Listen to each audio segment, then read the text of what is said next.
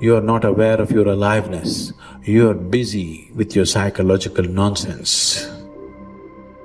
Your thoughts, your emotions have become, your psychological reality has become far more important than your existential reality. What it means is, you are so enamored with your own petty creation that you're completely missing the grandeur of Creator's creation. That's what it means. You do all kinds of things, but if you truly value creation, the best thing that you can do is to pay attention and to experience it, isn't it? Yes or no?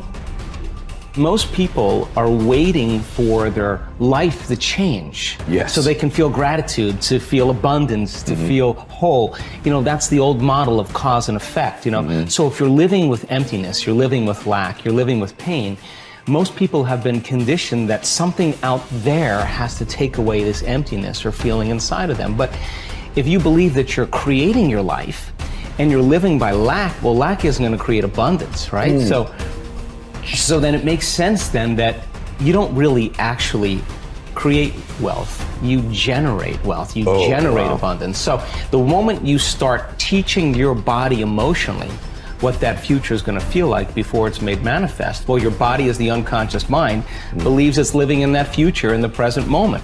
Just sit down by yourself to visualize and daydream about your dreams, about the activities involved in that, about how you would struggle through, about what it would feel like to be victorious. All of it, the whole thing, the messy part, the ugly part. What would you say to yourself when it gets hard? That's what you need to do. To truly actualize a dream, we got to begin with seeing it and sensing it. The good, the bad, the easy, the difficult, and the victory. How you would like your life to be, what you would like your character to be, 3 to 5 years down the road, if you were taking care of yourself like you were taking care of someone that you actually cared about. So you kind of have to split yourself into 2 people and treat yourself like someone you have respect for and that you want the best for. That's not easy because people don't necessarily have respect for themselves and they don't necessarily want what's the best for themselves because they have a lot of self-contempt and a lot of self-hatred, a lot of guilt. I think you have an obligation, it's one of the highest moral obligations, to treat yourself as if you're a creature of value. You got to start with that belief in your mind. I've got this. I can do this. I can conquer this. I can pass this exam. I can get elected for the position that I'm going for. I can create abundance in my life. These are the thoughts that you have to have in your mind in order to become successful. So what is it time for you to feel? What is it time for you to create? What do you need to do more or less of in order to get the results that you want? You have the power to become someone that even the deepest part of you trusts, someone you trust to succeed. Become the person that you know you can be. Stand up for your future, for your power, and for you to be something full of the worth that is in you. So most of us came up with our labels based on how we behaved. But really smart people can do stupid things. Really nice people can be mean. Mean people can be nice. And so if you judge yourself too soon, and most people's identity, their labels for themselves, who they think they are, has been based on their past and often many years ago. And so they don't update it. So the metaphor I'd give for identity is like, it's your comfort zone. It's not your goals. So if you took a temperature in the room and said 68 degrees is my comfort zone, physically, emotionally, financially, I want more in my relationship, I want more physically, energy-wise, I want more financially in my career, but this is what I'm used to. And so what happens? People stay in their comfort zone for the most part, and then let's say something happens and you dip, you're a 68 degreer, that's your mentality, and you drop down to 62, 61, 60, somewhere around 60 or 59, the heaters kick on and go, whoa, whoa, whoa.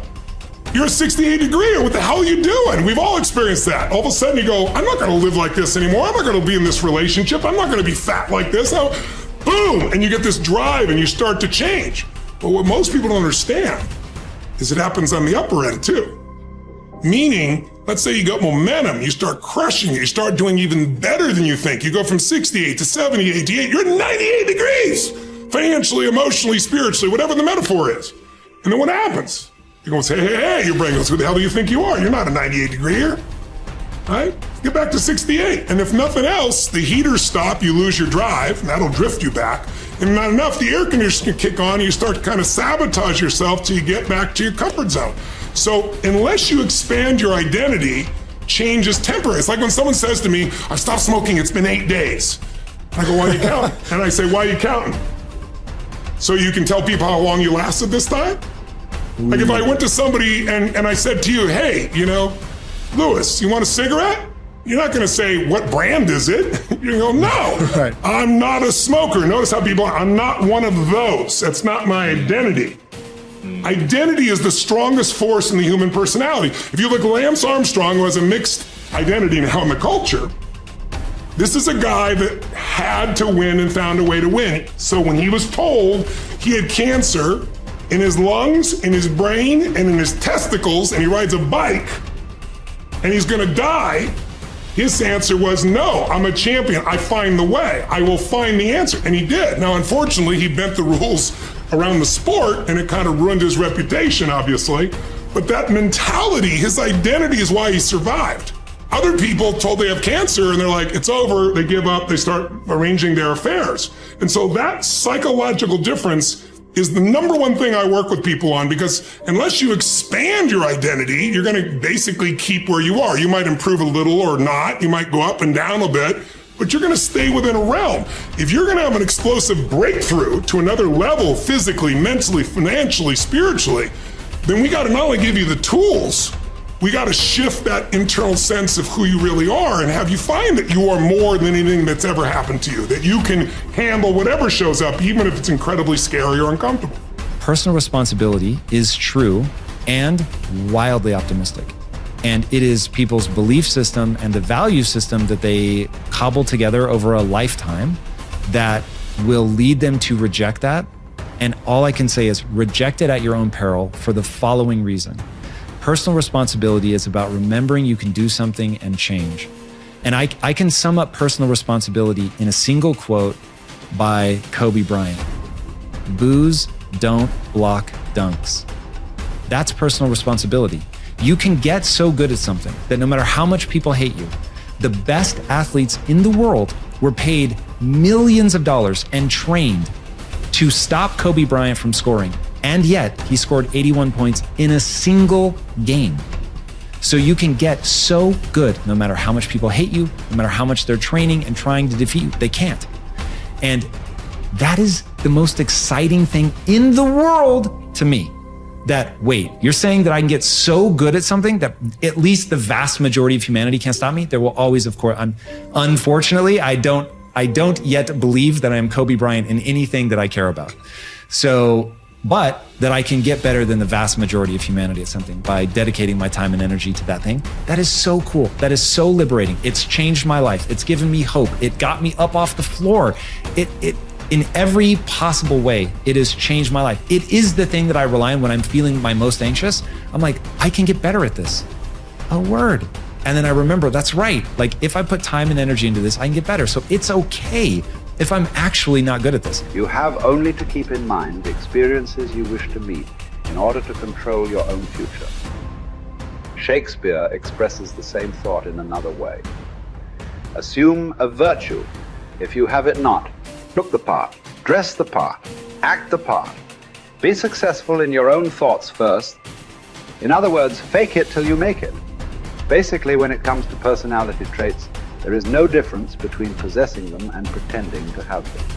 Dr. Carl Simonton said that mind, body, and emotions are a unitary system. I affect one and you affect the others.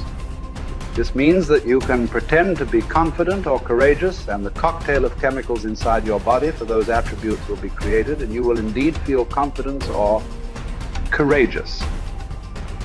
Pretending you have a character trait such as confidence is not the same as pretending you can scale mountains or play the tuba.